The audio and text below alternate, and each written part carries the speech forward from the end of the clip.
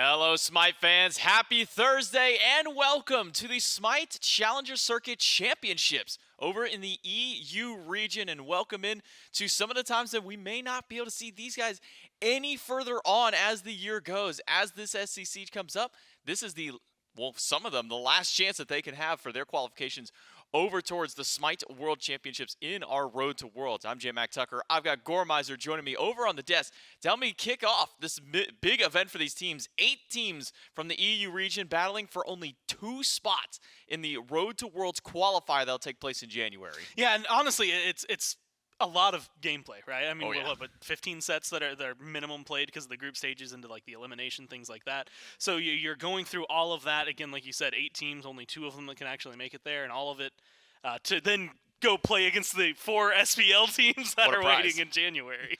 Yeah, this is the Road to Worlds for these squads. So these EU SCC teams, and then next week our NA SCC teams are all playing for their opportunity to play against the SPL teams in January, and then that for a chance to play in the Smite World Championship. So all this weekend we'll have the European teams, all 6 of the SCC and the top 2 SOC teams battling for only 2 spots. They'll qualify in to the SWC group stage in January. Then next week we do it all again, but with North America, take top 2 from NA, move them over into the SWC group stage. Then those 4 SCC teams, or SOC teams, so one of those does make it through, will end up playing against the remaining 4 SPL teams that haven't qualified to World yet. That's the Titans, the Warriors, the Valkyries, and the Scarabs. And then we'll take the top 4 of those 8, and then those teams will be picked by the 4 that have already made it to the SWC to play in the Smite World Championships on January 13th. So win games, make it to Worlds is the name of the game for all of these teams out here. And we're going to be kicking all of this off with our European scene. Again, the top 6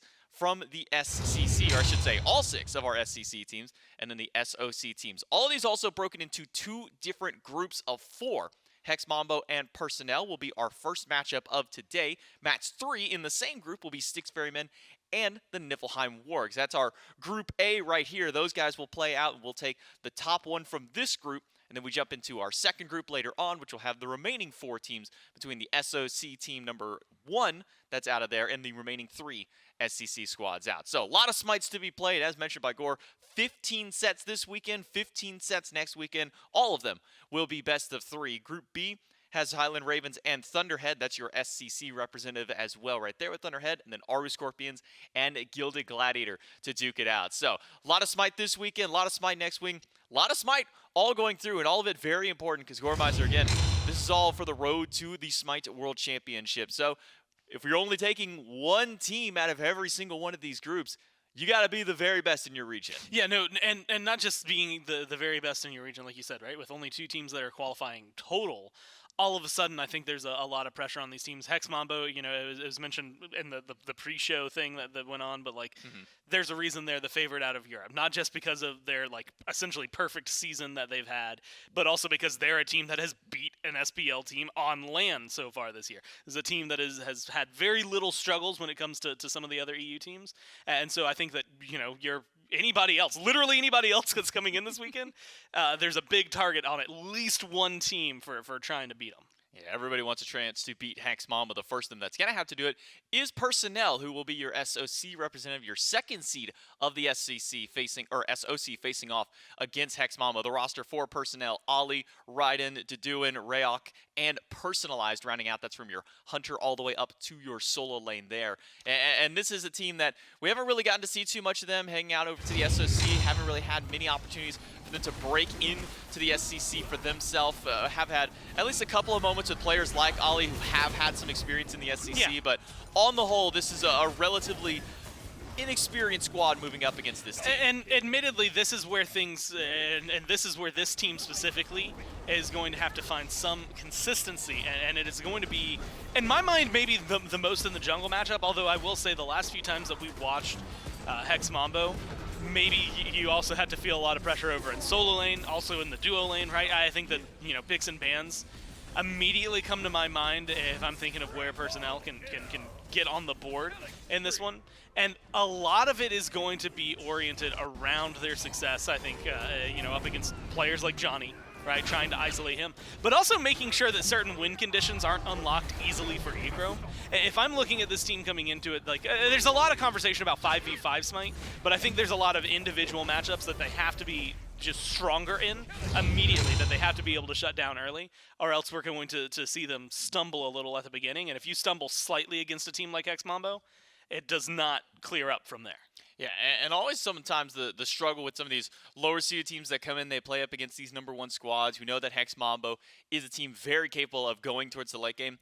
Maybe just kind of slam early game, W key as hard as you can, just trying to beat these players maybe in an area that they're unfamiliar with, which might be very difficult because Hex Mambo is such a tenured squad. And as you mentioned, one of the few SCC teams that has beaten an SPL team, not just kind of in a general, scrims, whatever. We always hear, okay, man, I did really good in scrims, but Hex Mambo did it to the Jade Dragons, who are on one of the hottest win streaks that we have had all year, and really in the last couple of years earlier on through. Yes. And a lot of it off the back of a player like Dzoni into the jungle, being able to set up. And that was also a Hex Mambo team that didn't have their full roster, not only not in studio, but just in general. Obviously, Dzoni was playing on ping during that event where they beat the Dragons. Trixtank wasn't even and also there. Trixtank wasn't there. They had Rotwin playing in the support role as Yeah. their sub at that time. I can only imagine what this squad, if these guys can make it to a LAN event, what they can do against some of the SPL teams. Yeah, especially considering, like you said, when you're talking about it, you got Deathwalker, former SPL player. Dzoni, former SPL player. Zyrhoes, former SPL player. Hey, guess what? Trixtank, former SPL player. Echrome might not be former Not SPL there. player, but he's damn good at Smite, man. And that's the thing I think that really elevates this team. Is obviously a lot of competitive experience between 4 of them that have been from the highest level to the lowest level. I think more recently, specifically doing well on LAN, a lot of them, sans Trixtank, being able to take that experience, because one of the things we've always talked about and have seen with SCC teams and struggles when it comes to playing SPL teams has been like, how do you keep up with the farm? The game's just so different at that level. And it's even true, if you go 3 years ago, 4 years ago, grab an SPL team and put them against a team now on like this map or even on their old map, they're just not going to farm as well, right? Yeah. They're constantly learning, constantly doing better. And I think that Hex Mambo learned a lot that LAN. And unfortunately for every other team, it means Hex Mambo knows a lot about how to play the game well. And I think that's something, again, that is going to be difficult to overcome. There's been a lot of adaptations to the game since then. We'll jump into the picks and bans for game #1 between Personel and Hex Mambo. And I'm kind of curious to see how maybe the EU SCC meta has developed. Whenever we go from SPL to SCC, there's always at least some change-ups there. A couple of gods that kind of fall out of favor. Gods like Yamoja aren't really seen too much in the SCC, even some of the in some of the SOC matchups there. We do see it actually banned away, so I'll go ahead and eat my own words there. But EU also has a couple of other picks that they really love going towards. Things like Baba Yaga in the mid lane is something we see a lot. Heimdall has a lot of priority in the Hunter role. So I'm curious to see how their meta shifts up from what we see in the SPL. If there's not a Heimdall ban from Personel here, by the way, then I assume Hex Mambo is going to first pick it. Like, that has just been their MO all year. If it is available, that's where they go. It is very simple for them. And it is, again, because as simple as it gets, it's very cut and dry, which is that, unfortunately for a lot of these teams, Echrome's real good at it. Quite a few picks, but usually it has been in the past the Heimdall, to the point where I'm actually like a little flabbergasted that they didn't go for it there. I kind of wonder if it was a case of like one player got really, really good at Heimdall, like Echrome or somebody like that got really good at Heimdall, so much to the point where like, okay, we got to ban that one away, and then it's like, okay, well maybe we just need to learn it so that we can also be really good at it, kind of maybe not have to waste a ban on a Heimdall. Maybe instead we can just have it as a pick option there, and that's kind of how the EU scene developed around that god. But as the bans and the picks themselves start to roll through, Set, Hades, Cernunnos all banned away by Hex Mambo with the Ymir first pick. On the opposite side, Yamoja, Ishtar, and Dodge banned with a Scylla and Athena top 2. So Scylla kind of making her way back into the meta with those buffs. And not only that, I want to give them a lot of credit. Again, some of the issues we'll typically see is like the trickle down, right? How long does it take for a pick in the SPL to start making itself known in SCT teams, SOC teams? Immediately going for something that we've seen a lot of success with. And we've seen Athena get thrown into the jungle. We've seen her thrown in solo. I personally like her. Like, the Bolts have been playing her a lot in support.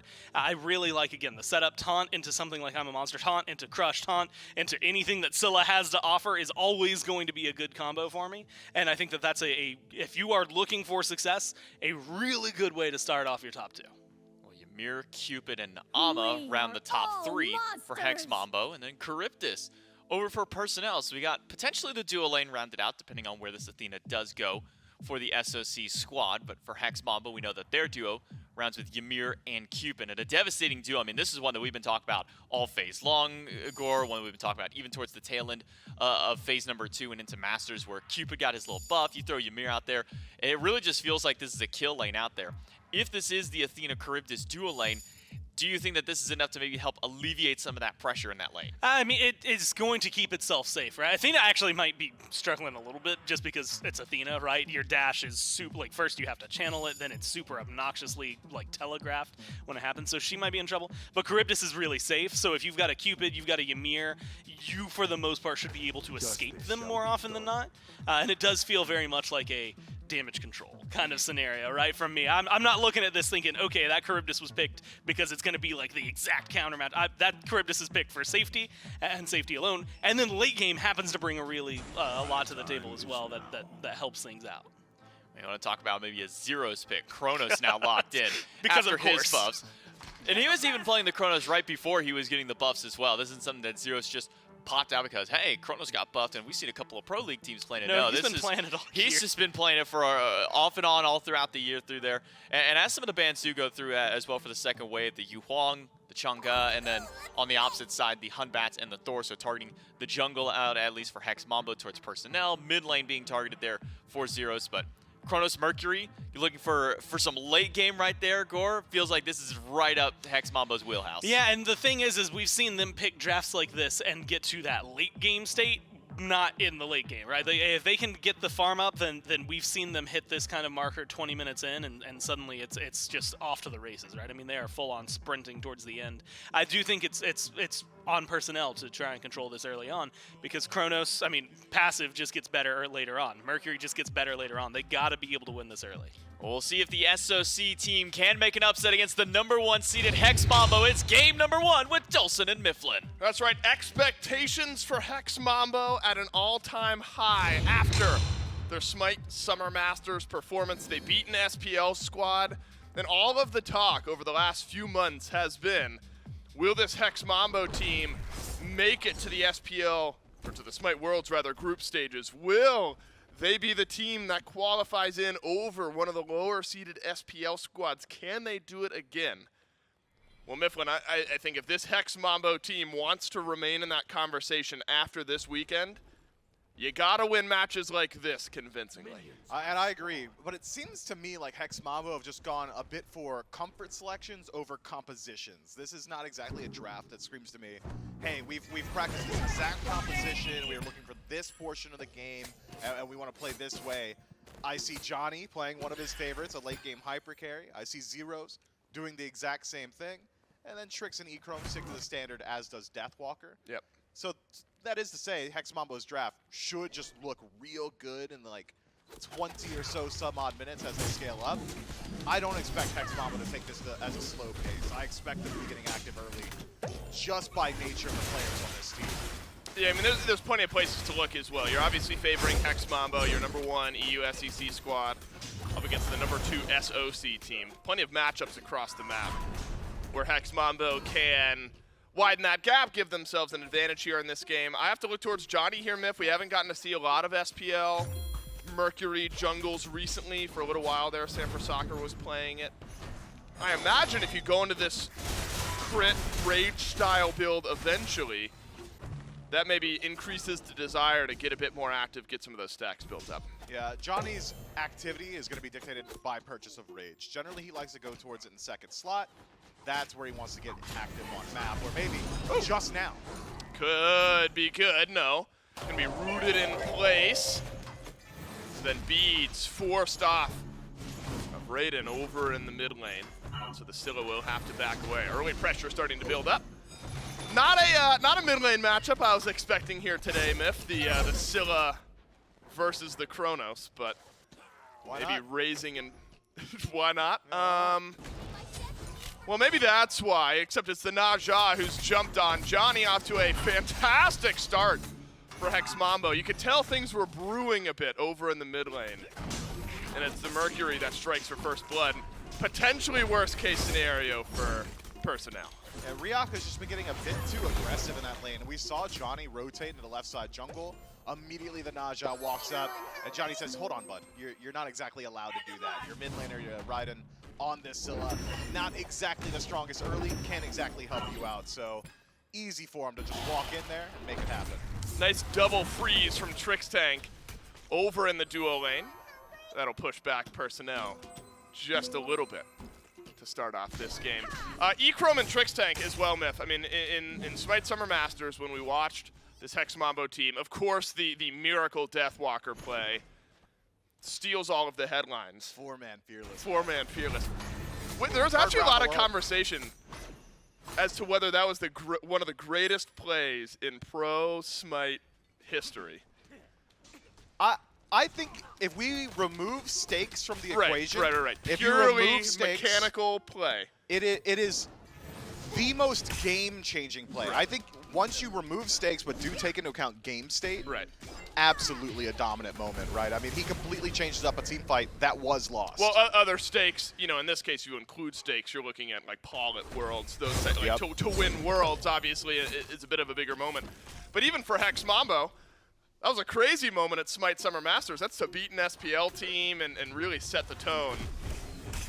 Deathwalker on the Amaterasu this game. Can get some big ultimates. But what I was saying prior to bringing that up, really feels like Trixtank and Echrome as well have been a great win condition for this Hex Mambo team. Of course, Deathwalker draws a lot of eyes. And this will be a great addition to that win condition. An assist given over to Echrome and Trixtank, and it's Dzoni with the Sonic Boom right down the left side. And that's as tried and true as it gets for Mercury. That's the bread and butter. Just walk through lane, line it up all the way across the map. But it's a preventable play. We've seen it a couple of times in the past where teams will generally start to walk between tier 1 and tier 2, drop a ward there so you can spot the rotation from Mercury, or just play relatively safe in lane. It's a preventable thing. One death, not a massive deal. So long as Personel take, I suppose, some accountability and realize, hey, it's happened. We can prevent it in the future. You've still prevented Dzoni from getting too out of control. These kills early on Mercury, of course, awesome for getting your itemization ready, but it's not as if he's already got the rage. He's not stacking up just yet.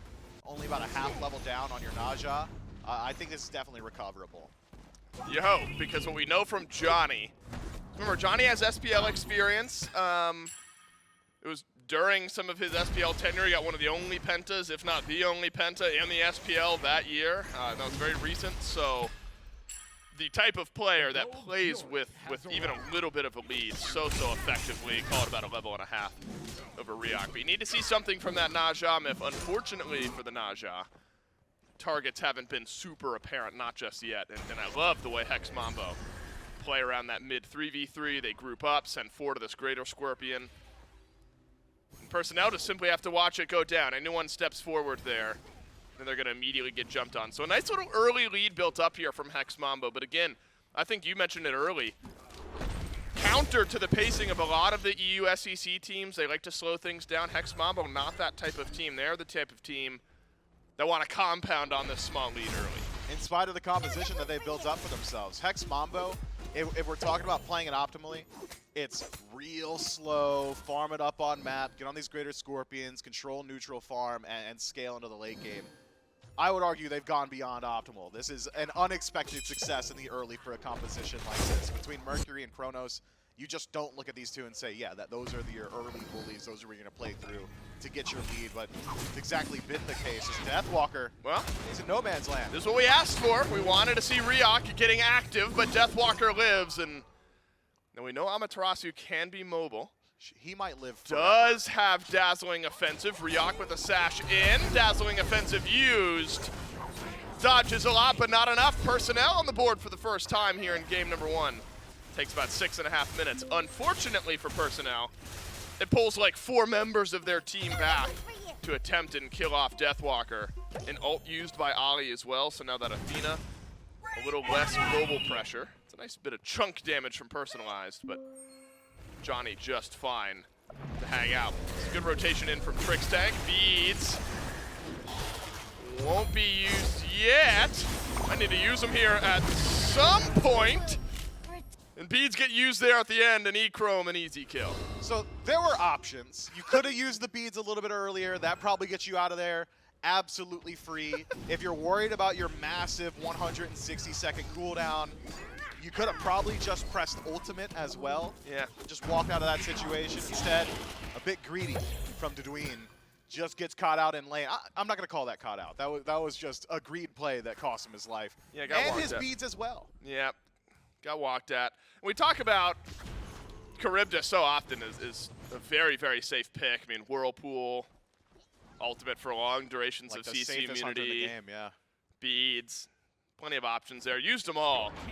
Really, at some point, if Trixtank and Echrome choose you to die when you've got a Ymir Cupid duo lane, it's just going to end up happening. Now, Dzoni starts Golden Blade. Looks like he's going either Wind Demon. It's got to be Wind Demon. Yeah, I would think, to start off. So no Rage just yet. Maybe Rage, maybe Deathbringer a bit later on here in this build, but Wind Demon to start off the crit, at least here in game one. Do you like the one-punch style of build, though, Myth? You get the big crit numbers popping up on the Mercury.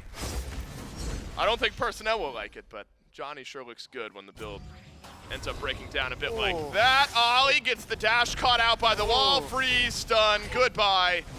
Trixtank, a well-earned kill over on the left side of mid as reeok skates away. RAIIDUN as well.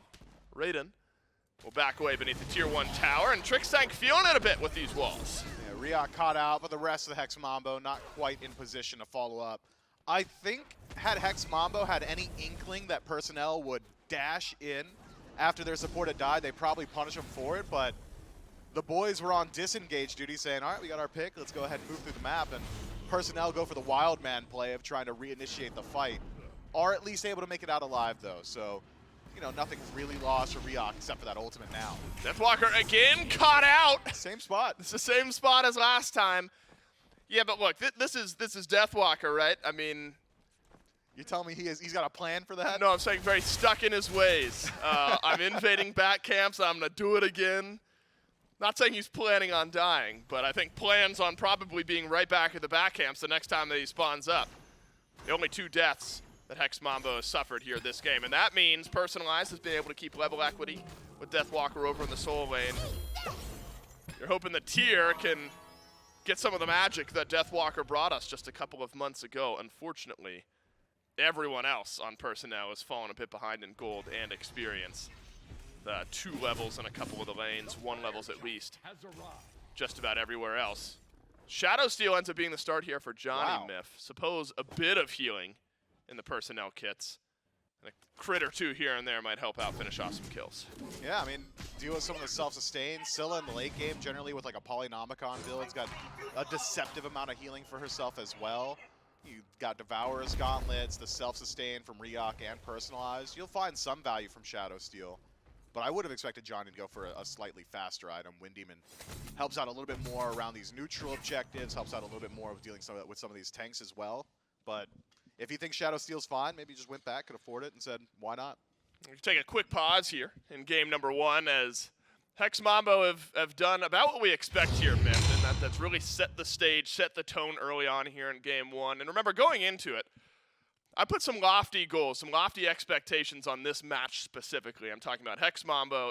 If you want to remain in the conversation of potentially qualifying to Worlds, being a team to knock out one of our SPL squads come January, these are the types of games. This is as lopsided as far as seeding goes as you're going to get here this weekend. Want to see a consistent Hex Mambo team, and at least in the first handful of minutes of this game we have. Deathwalker caught out a couple of times. But outside of that, the rest of the team has very much so looked on the same page. Trixtank with no mana, somewhat low on health. Gonna get forced out by a couple members of Personel. RAIIDUN dropped out of the mid lane, and that opens up Hex Mambo to pull the Pyromancer. Should be a somewhat quiet and easy objective. And Hex Mambo will confirm it just fine for themselves. Unfortunately for Duduin, Myth, over on the left side of the map, Echrome is in a position now, strong enough, 3 levels ahead, to just continue to force the lead up against this Charybdis. I mean, just about every single member of Hex Mambo is in a position now where they can play aggressively. Zyrhoes has gone for the absolute slowest build known to man, Book of Thoth into Warlock staff, so going to be a little while till he's finding the full value We're zooming. of his purchases, but doesn't seem like it's really slowed down Hex Mambo anywhere on map. Deathwalker continues invading. And you know, every time he's done so, he's gotten a 2, maybe 3-man rotation. Deathwalker is probably cheesing right now. Just real happy, like, I'm generating so much pressure. We're buying time on the map, and I've got Pyro. What's going on in the duo? Why is Gold Fury still alive? Right. Well, it's still alive for the time being. But Echrome, strong enough, has kin size. It ain't right. Will shove down some damage on the left side tower eventually. Now it's Trixtank sending an invade towards Personel. But Dzoni is here as well as Zyrhoes. That'll force back Personel. You call for the Gold Fury, Myth, and we're going to pull it.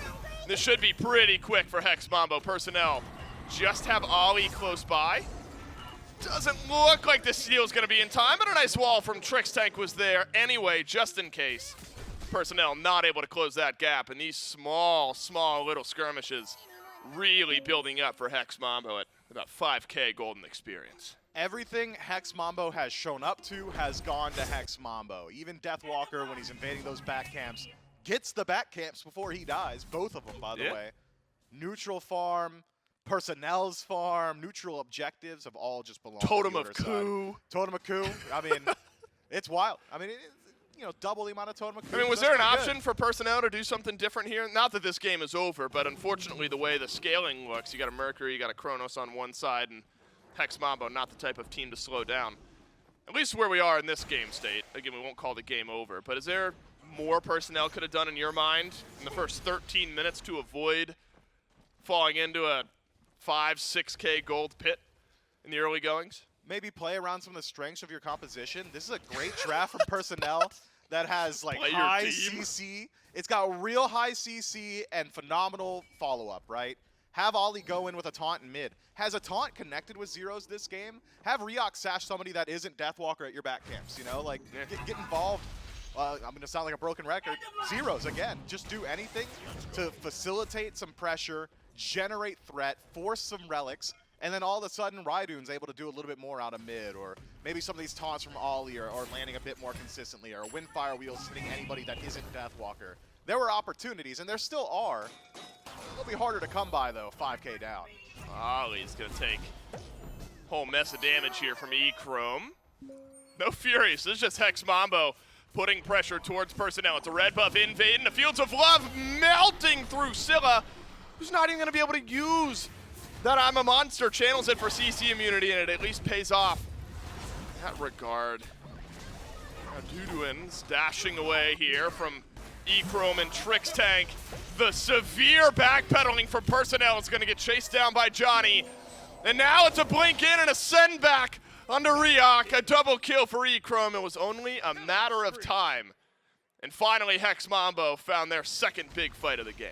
So I'm not going to go through what went well for Hex Mambo there because it was everything that they touched. Instead, let's talk about some of the small mechanical wins I saw from Personel. I loved what RAIIDUN was able to do, using that ultimate to get out of Fields of Love, instant cancel into the Sentinel away. Probably the only line that makes him survive that situation, and he does. He's one of the few members that was in that engagement that is able to just get back and farm up a little bit more on map. I liked what we'd seen from Olllly, good eyes from him to try and defend his team as well. Personel are playing individually pretty well. Mechanically, I'm not really having too many concerns with them. It's more so about positioning on map and where they're taking these fights. They need to, I suppose, slow things down, but that's not exactly ideal against a composition like this from Hex Mambo. But with the gold lead rapidly approaching that 8,000 mark this early in the game, you gotta Hail Mary it, I think, at this point. You just have to get aggressive. Set up some of those SPL style, hey, I hit in the jungle is 5 and caught you rotating style plays. Yeah, already considering that the first 15 minutes. Yeah, you know, it's difficult going up against a Mercury. Dzoni loves to force these fights. Trixtank's been on it, one of his best picks in the Ymir. Wall separates things out. So this is going to be a rotation in from Personel. They've jumped on Echrome, but not finished off the kill. Maybe Olllly can, but Echrome, no, he's so strong he can simply turn this around. Trixtank with the miracle peel has gotten a kill on a Duduin, and now Dzoni chasing down Olllly. It's a killing spree for the Mercury, and a sonic boom down the stretch. Double kill. And now it's, oh no, another wall up from Trixtank. I'm a Monster lasts just long enough. All but a deicide. It's because Personalised is over on the right side of the map. Unfortunately, even at 16.5 minutes, Smith, I'm thinking Personel need to consider what their Game 2 draft might be looking like. Yeah, it turns out Echrome's level 17. That's 2 higher than the highest on Personel, and he wasn't on that side of the map. So 3 higher than the highest level in that engagement. Echrome's passive defense from leveling up as a god might just be a bit too much for Personel to deal with right now. Fire Giant at the 17-minute mark sounds just fine to Hex Mambo. No one for Personel in range to stop it. Echrome is 5 levels ahead of Duduin here. I'm not sure that this Charybdis has much to say about it. It's a killing spree for Trixtank and Fire Giant on 5, but no, reeok, this doesn't go much better for you. It's a level 18 Cupid. What are you doing? A double kill for Trixtank. Oh, RAIIDUN's getting active. RAIIDUN is, yeah, he's here. They're here, Myth. They're gonna send out a bit of Echrome simply outboxing. Gonna walk the other way. Unfortunately for Personel, Hex Mambo, you know, I don't even consider this playing with their food because there's so much of the map to kill off still, and that they just happen to be standing there. Echrome is simply too strong. He's level 19. Echrome's level 19 to the 13 of Duduin. Trixtank is ahead in levels against everyone on Personel. Well, been a while since we've seen one of these. We haven't seen one of these in a little bit. Not since I've started here. This is the first F6 in my career. Maybe a bit of mercy here as Hex Mambo force Personel to surrender here in game number 1. And I'll go back to my talking point, Myth. Maybe anything less than a surrender would have been a loss for Hex Mambo here, given the lofty expectations placed upon them. Yeah, I mean, they performed exactly to expectations, Hex Mambo, that is. Personel, I'm sure, will have some time to make some adaptations going to the next match, and we'll certainly need to see them. Clean play. And I'm going to defend the decision here, because I know that chat and some of the fans at home absolutely hate F6s. I dare you, in 1,000 plays of that match from that position, to find any sort of winning line. I dare you, please. No, I mean, you're already in. You're like, what was that, 15K in the hole? Right. I mean, Hex Mambo's got to throw 7 times over to get that game back to even. I'm not sure if 7's enough. You don't think? Even yeah. 70 asides might not have been enough there. It would take a while. That's a tough one to start off this event for Personel, but Hex Mambo living up to exactly what we expect from them. We'll see if some adaptations, some changes give us a closer game 2 coming up right after this.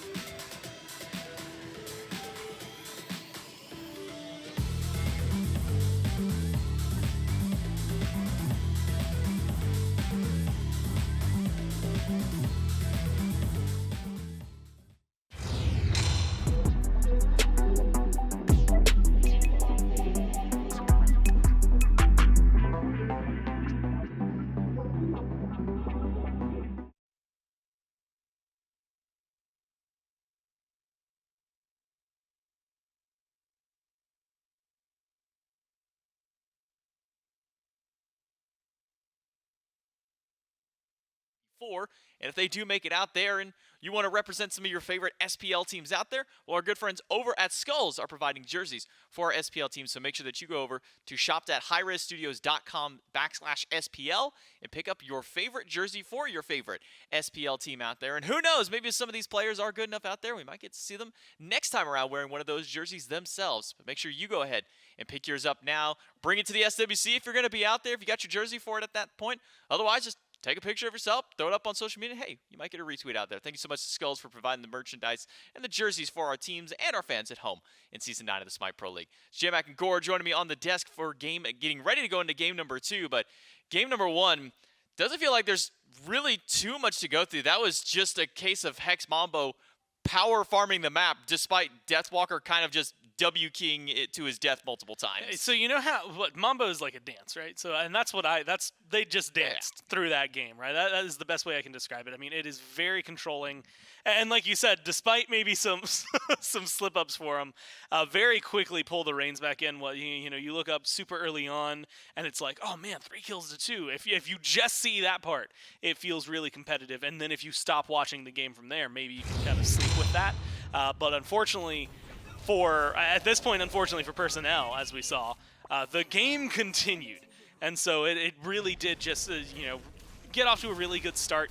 And unfortunately for Personel, a lot of those picks they had that if they were doing this well early on, were just going to get better the later the game went. I mean, if you're 7 minutes at the tower line getting a kill like that onto a Charybdis, it's a really good sign. But it wasn't even the Cupid that was standing out to me. It's that Mercury, right? I mean, how well Dzoni was getting hands-on for a pick that should have been taken a little longer, right? I mean, theoretically, you need to wait a little bit more for him.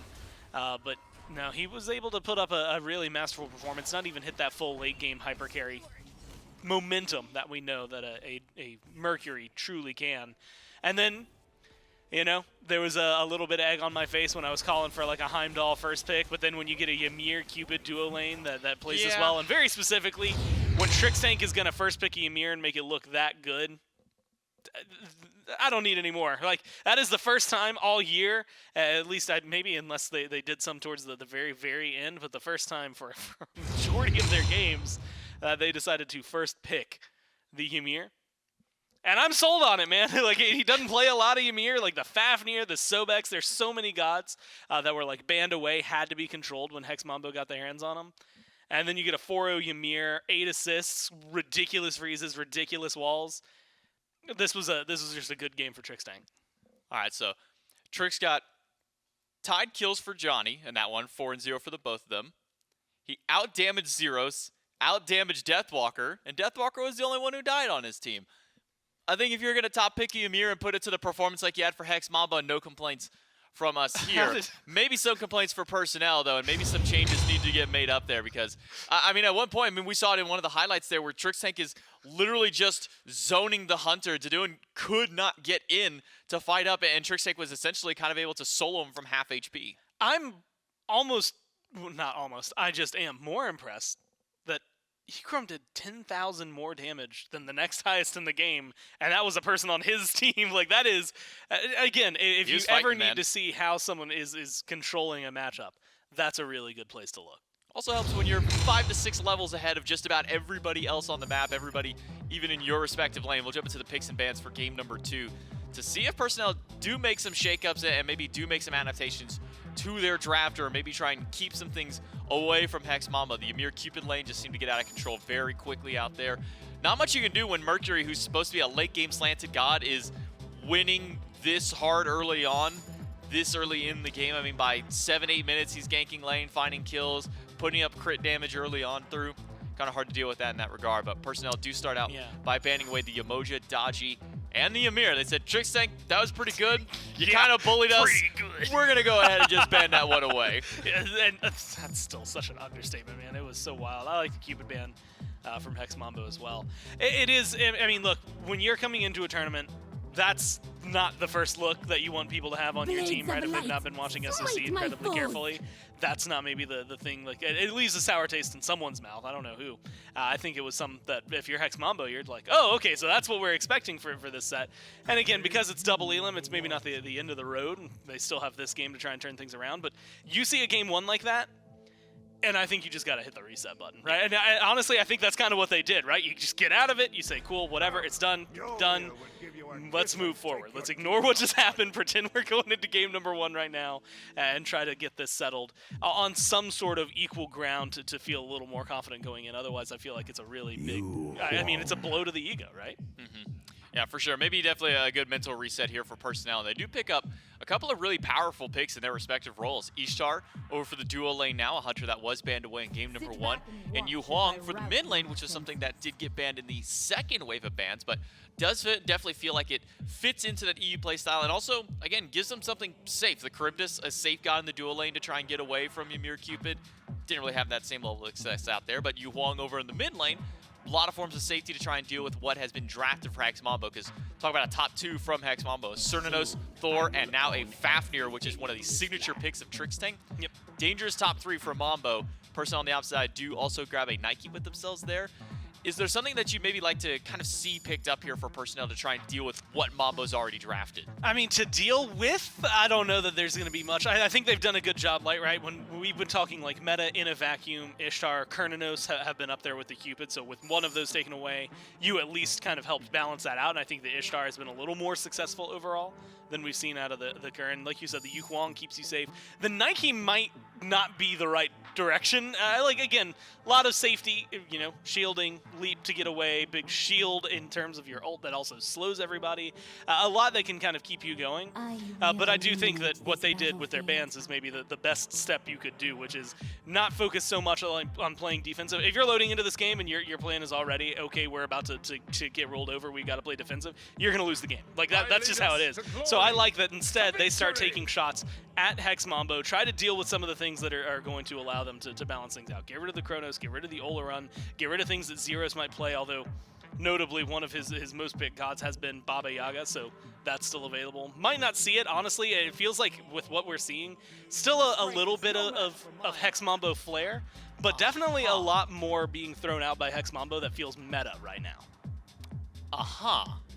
So Nike, King Arthur, Erlang Shen, triple warrior from Personel, and I'm kind of wondering, so King Arthur to solo lane, that makes sense to me. Erlang Shen jungle, I think it's Nike support. Yeah, Nike support, Erlang, and then Erlang Shen over to the jungle possibly. Maybe the Erlang support, Nike jungle. Who knows, maybe Personel's got some tricks up their sleeve.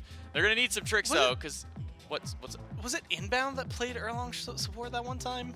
That was like seasons ago. He may have done it also in like the recent couple, but I remember back like season 5, that was something that Inbound was running consistently over there. Sometimes. We'll see where these two picks end up going out for game number 2 between Personel and Hex Mambo. Can the SOC bring it back? Let's throw it to Dulcin and Myth. The Desk talks about having some tricks up their sleeves. I think Personel might need that after the way that game number 1 went. Well, here it is. And it's the 5-man rotation, but What it's a on ward. to a ward. RAIIDUN blinks forward, immediately rooted in place by Echrome. Trixtank He's dead. gotta die here, and that'll be first blood to Personel. Exactly what we asked for. So Personel, they swing first. It's a kill on a Trixtank. Then it's a kill for RAIIDUN on an Erlang Shen in the jungle. Yeah, that is the actual best allocation of kill Personel could have hoped for, and that is hoping. You don't get to choose who gets the kill in a situation like that. So RAIIDUN, it's all on you, man. You got to get active in the early. You got to run with this lead. Erlang Shen, one of the best gods, especially with Mana Conceptor this early in the game, to get active on map. I trust him to do it. It's a pretty linear play style. Walk in, left click, and apply that damage to priority targets. Linear in like scaling, as long as you keep up the pressure, you think? Like a direct Yeah, it's like upward diagonal. go straight up until everybody else hits level 20, and then it's straight down. Straight down. Now, we've also seen Erlang Shens that just don't do anything in the early game. Do you think it's... No, I'm not saying this is RAIIDUN, because you literally He's already got first blood. Right. But we've seen Erlang Shens when the pace is not set. Is it linear in the other direction, you think, when they're not getting anything done? Yeah, it's just straight down. Just An straight down. Erlang from behind is like the worst thing on the planet. It's Yeah. the worst CC to have from behind as well. You don't want to taunt someone and aim their auto attacks Right. for them. Right, at you. Luckily for RAIIDUN, we've at least avoided that scenario right off the bat here. Curious to see what Hex Mambo get done with this composition here. They've changed up a lot. Deathwalker still on the Amaterasu, but everyone else playing something a bit new here in game 2. Dzoni, I think, on the Thor here, Myth, of course, going to raise my eyebrows. As reeok way behind Hex Mambo here. RAIIDUN is over on left, and that's a double knock up from Olllly. Echrome pinned. As Trixtank will let the med go. Echrome dashes through, and Echrome will live. So will Trixtank. And Personel empty-handed on a 4-man rotation to duo lane. And Trix and Echrome were like halfway up the lane.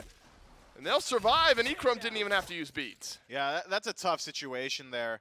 Can we get a look at reeok's ability order? If he's got his 3, I don't love how he played that. So he plays really far back on pin, waiting out the dash or leap from Trixtank, Echrome. Doesn't really matter. Whoever uses their movement first was going to be his target. But his team wasn't able to generate enough threat to force out those movement abilities. Had he just walked up after the pin, he's got the ability and the mobility to chase down afterward. That ferret form giving you movement speed and the ability to chase out a good deal of burst as well. I like the idea to play dash, but not exactly how you need to play that situation. Good news for Personel is, you know, nothing ventured, nothing gained. I think it's one of your favorite sayings, Smith. They also ventured and didn't gain. And didn't gain, but also didn't lose anything on the back end. And I like the way they're playing aggressive. We didn't see any of it in game 1. They're at least showing Hex Mambo something here, but Olllly is heavily chasing down Echrome here. No jungle rotation to the left, so this is just 2v2. Purple buff confirmed by Echrome. Ollly's got to jump away on a nice hammer from Trixtank. Slight rotation in from Dzoni if Olllly and Duduin hang around a little bit longer. Thor may be wanting to make his presence known on left. Yeah, the wall could be real disruptive for this Ishtar. Duduin sticking around aggressive. Johnny's got the rotation. And here's Dzoni. We'll see where the wall hits. Not connecting, but Olllly, say in a bad spot, has the leap away, so dual lane already, Myth. I've seen plenty of action from both teams. It'll be a purple buff invade attempted by Hex Mambo, or is it? Stun, turns around, Echrome lives. Yikes. And Hex Mambo able to answer back. Now there is a rotation back in from reeok. Echrome slithering away, should be fine. In the meantime, Dzoni is just hung out over on the purple buff. It's blink in from reeok, entered by a wall from the Thor. Scepter zapping away. Dzoni in some serious trouble here. RAIIDUN out of mid, just some poke damage. Dueling Dragons, beadsed out by Dzoni. Bladed it about as well as he can. reeok still on the chase. Maybe he can put some pressure into Trixtank, but between the disarm, the leap, the stun, all that, reeok doesn't really have enough damage to actually kill. Oh no. Sticks around a bit too long. Oh no. Oh my goodness. Okay. Did not. The counter punch from Hex Mambo was, okay, yeah, you're going to chase us all the way to our side of the jungle. In the meantime, Olllly is completely left. Duduin is nowhere close to any of Hex Mambo, and reeok just really wanted that kill. Unfortunately, that means Zyrhoes can rotate in. A simple kill now for this Scylla, who hasn't gone back to get that Book of Thoth going. But I still admire the aggressive nature from Personel. You got to try to take a swing at Hex Mambo. It just hasn't fully paid off. I mean, the early start, very nice. The attempted invade on the purple, very good as well. Sticking around that long after the engagement, especially when the rest of your team had disengaged, a bit questionable. And reeok already losing out on a good deal of that lead he was able to get from First Blood early on. Dzoni, I believe, at about a half-level experience lead here. So this Thor has hit his major power spike, has access to that Anvil of Dawn. Jotun's in first slot, means we'll see a good deal of Anvil of Dawn at that. I expect Dzoni to be able to really pick up his own pace. Doesn't need to look for nearly as many counter-punch style plays. Instead, can choose his own fights. I don't get to see much shifter shield Myth, ever, if at all. First option here for Olllly. It's a lot of power. A lot of power. So you imagine that's an aggressive style of item here from this Nike. I mean, early on, yeah. I mean, it is, in my opinion, probably not a super valuable item, which is why we don't see it super often. Yeah. The conditional power to defense, not ideal, I think. But for the most part, in the early game, it's boosted your damage output. We've talked about tactical nuke Nike in the past. Not exactly that, but we'll see shades of it. Yeah, a little bit. Yeah. Whatever a step down is, I suppose. Personalized goodness nuked by Zyrhoes. Good move. Good engage from Hex Mambo. forces back Personel, and it's personalized off the map. A taunt in from reeok, dueling dragons. Hits less than no one as Dzoni is able to hammer away. What am I trying to hammer away? That's what I'm going for there. Zyrhoes underneath the tier 1, Olllly? chased by Olllly still. Oh, he's got him. Who gets the knockup? He's got him. And the rend is enough, but Deathwalker's rotated in from solo. And a double kill for the Amaterasu. Tilts things back just a bit. Ends up being a pretty close trade in mid, but one that Hex Mambo still feel okay with. That's what we're buying the shifter shield for, baby. Right. Yeah. Got the dive in the mid. That's Zyrhoes. That's not some random Joe Schmo from down the block. That's a world champion right there. And Ollie's doing it to him. Olllly let him know. Hey, you better take me serious, all right? I'll send you back to the grayscale at least once this set. It's got to happen more because Zyrhoes immediately gobbled up Personalised at the start of that team fight, and then a good rotation in from Deathwalker makes the rest look really, really nice. Again, though, Personel still stepping up to the plate a bit. We didn't see much of it. There was dives on Deathwalker, but it was because Deathwalker was invading back camps in game 1. Now Personel at least grouping up and trying to scrap over some of these mid lane fights a bit. That brings the gold right to even. So despite Hex Mambo having a few kill advantage over Personel, the rest of the objectives haven't flowed quite yet. You imagine that's when Pyromancer, those types of things start to come into the equation in just a few minutes. But you are starting to set the stage a bit. You got the 1 level lead in mid, 1 level in jungle. Haven't seen the big anvil of Dawn, but Hex Mambo absolutely have those avenues. Good news for Personel. Over here on left, your Ishtar's got a 1 level lead over Echrome. It was hard. It was like 6-7 levels down by the time they forfeited game 1. So small victories be where they are.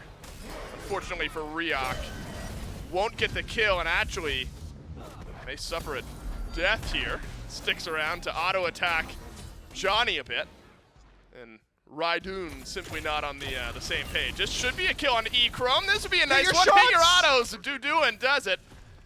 And trade back across the map 1 for 1. Smart play. You see Dzoni dedicate the ultimate in mid. You know Trixtank is there as well, so you've got the opportunity to dive without really any counter from Hex Mambo. Great allocation of aggression there from Personel. Didn't love the initiation from reeok, though. When I look at RAIIDUN, I see him all the way in his own tower line. You know, what's the follow-up on the ultimate? There wasn't one at all. A Dueling Dragons goes a long way there. Yeah, look how much damage Dzoni just took and a little bit of poke, but not on the same page. Now 2 levels down from Zyrhoes. reeok also 2 levels down from Dzoni. So the Erlang Shen with the first blood has completely fallen behind. Lowest level in the game at the moment, even behind the supports. Now attempting to tower dive tier 2. Look, say what you will. Erlang Shen is keeping the gas pedal he's Deathwalker pressed, but gets caught out behind the back camps. Deathwalker, the real one here, sends out the dazzling offensive. It's going to be defensive this time around on a transformation from Trixtank. Maybe means this fight continues. Dzoni decides catch and release. The game of the day here. Olllly stunned out. Maybe a double tap. I think reeok has been the game of the day here, and they haven't been doing much releasing though. There's been a lot of catching and plenty of catching. Feeding, right? Yeah, grilling up after the fact. Filleted even. Filleted, maybe put on a nice taco.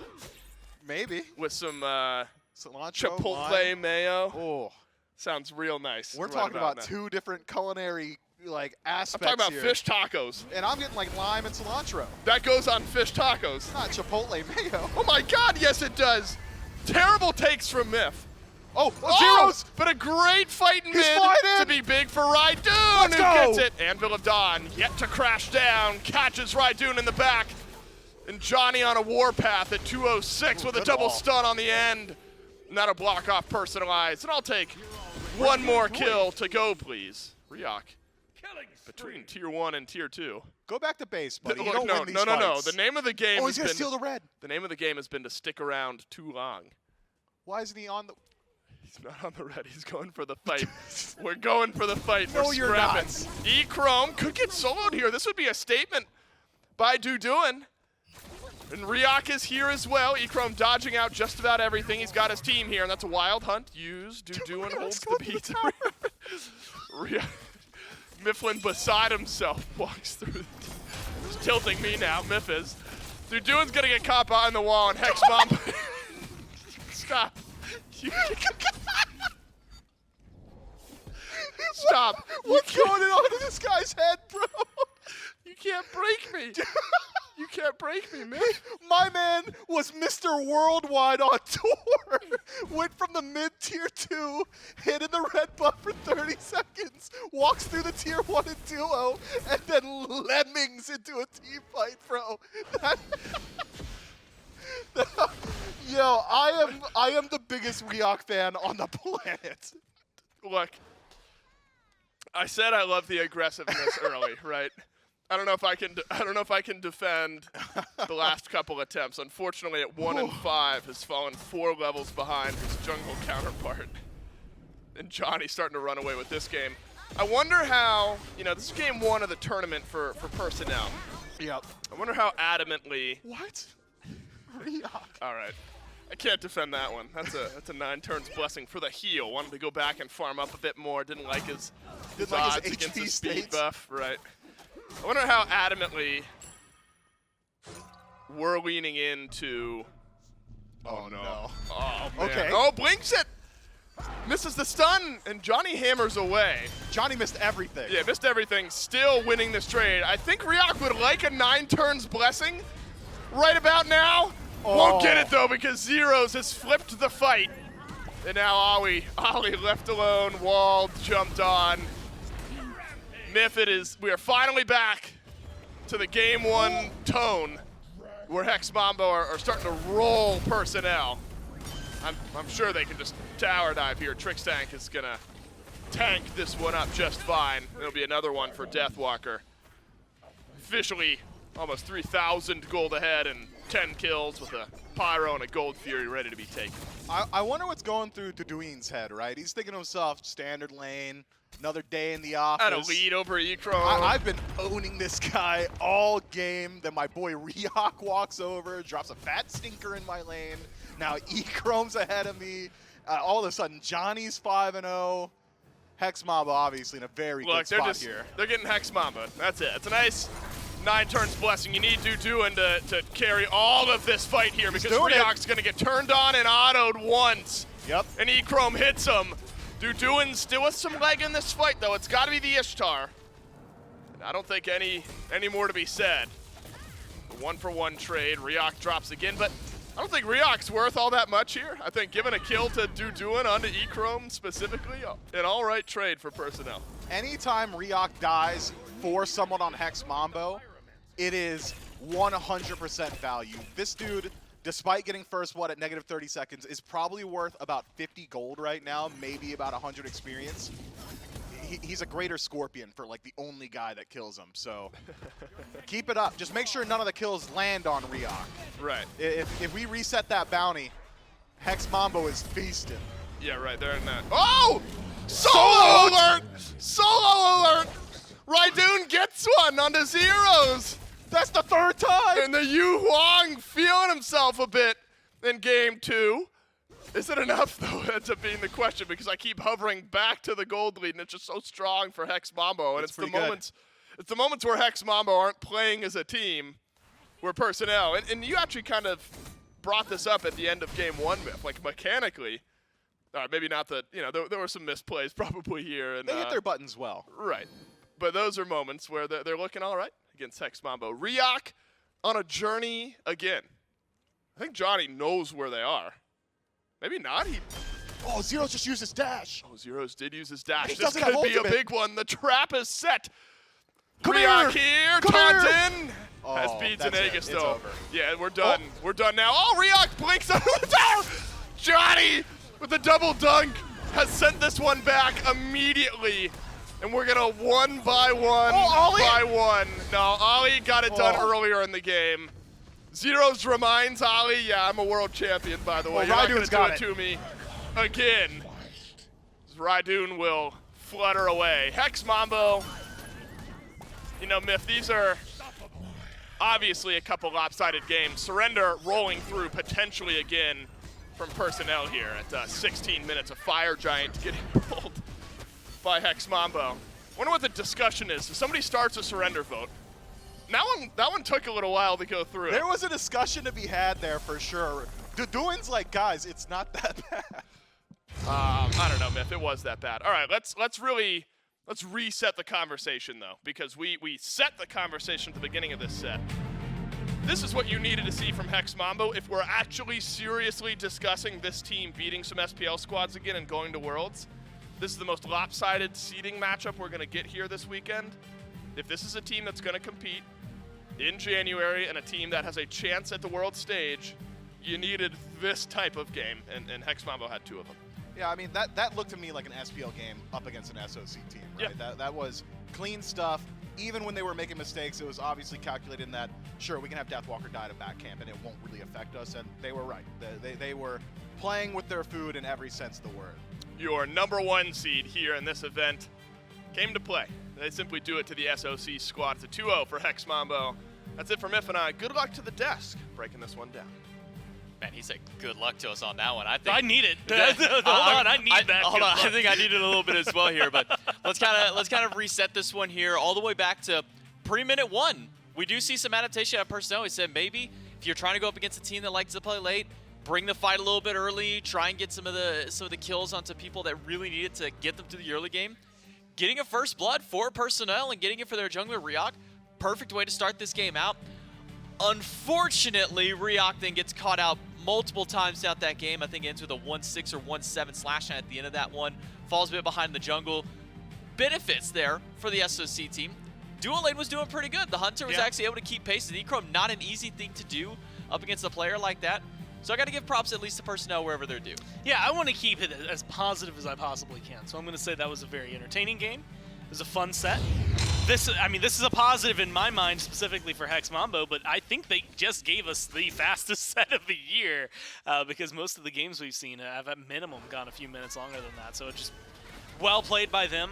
And I do need to echo the sentiments that Dave had at the very end there of the cast, where it's just, if you are looking at this, if you are the #1 seed in the SCC, and you are going up against the #2 SOC team, and you, as a squad, have plans not just to make it to group stage, but then at group stage to make it to Worlds. If your goal is Worlds, then that's the kind of matchup you have to have for a top versus bottom seed in a tournament, right? You have to be able to come in, showcase that no matter, even with I hesitate to even call them split-ups, even with the time that you spent kind of playing around, you're still able to have a very domineering kind of game. And I think that is really important when looking at tomorrow, when you're looking at 2 days from now, 3 days from now, when we're talking about qualifications, when you're talking 3 weeks from now, when you're talking your capabilities to actually make it to Worlds, if you're going up against the Valkyries or the Scarabs or the Titans or the Warriors, like any of those 4 teams, and you are Hex Mambo, you need to be able to beat them, and you need to be able to win.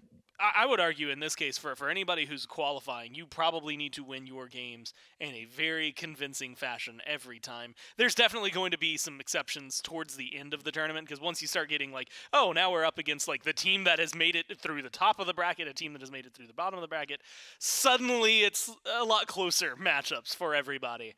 And so I think that, at least for the starter, that's the way Hex Mambo have to kick things off to feel good about this. Yeah, and I think for the fans at home, and again, reiterating on what you said, what Dave was saying out there, this is a team that has beaten SPL caliber talent. I mean, this is a team that knocked the Solar Scarabs out during the Summer Masters. This is a team that has been able to take the Jade Dragons when they were at probably their hottest at the time to a third game, something that no other team in the SPL could have done up until that point. No team that other teams in the SPL were able to even do beyond that point there. So Hex Mambo, probably expectations very high in this tournament as being one of the favorites to maybe be a team that could go to the actual full Smite World Championships later. So getting a win like this, a very convincing 2-0 for themselves, is a great way to set the stage for the Hex Mambo squad. Your #1 SCC, undefeated throughout the entirety of phase #3, and showing maybe a little bit why as they are here, Gore. Yeah, and honestly, it makes me excited to see what these teams have to offer. I'm still excited to see Personel in the future, because like that's not going to be the only one for them, but it really is like that question of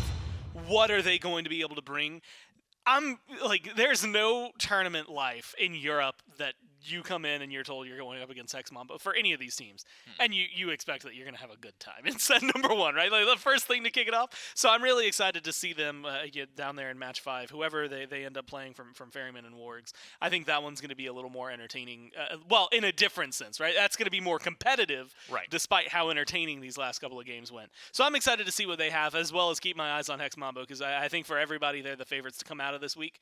And just with the way that they've been playing, that's something that I think has everyone's mind kind of focused in. Well, we will be jumping into the second match after our break. That'll happen through there, and that's going to be Highland Ravens and Thunderhead. Thunderhead, the other SOC representative, this time the number 1 of the SOC versus the number 2 of the SCC. So still a pretty big gap, 2 versus 7 seed in the regards as to how this one goes. So a little bit closer there. But maybe could be just equally as dominating there. I mean, you look at some of the talent that's over on Highland Ravens, you think immediately into the jungle, adapting a player that joined in, I think it was right at the tail end of phase number 2 or right at the beginning of phase 3 for this squad here, has really been a big spearhead for his, was able to go toe-to-toe with Hex Mambo, so another top-level team out there with the SCC. Should maybe be a little bit closer just based off standings. We're going from 1-8 to 2-7. But still is another matchup that probably for the Ravens is an expectation for them to come If out on anything, top. to me, this is one where it's a test to, like, for the Ravens, how bad do you want it? We just saw what Hex Mambo can do when they want it, and that's a team that wants it really bad. What are you going to be able to bring to the table? Same thing for Thunderhead on the other side. Yeah. But this is one that, like you said, when you look at the names on Ravens, it's going to be an uphill battle. Well, match number 2, Highland Ravens and Thunderhead will be your second match of the day. That one's going to be coming up right after this break.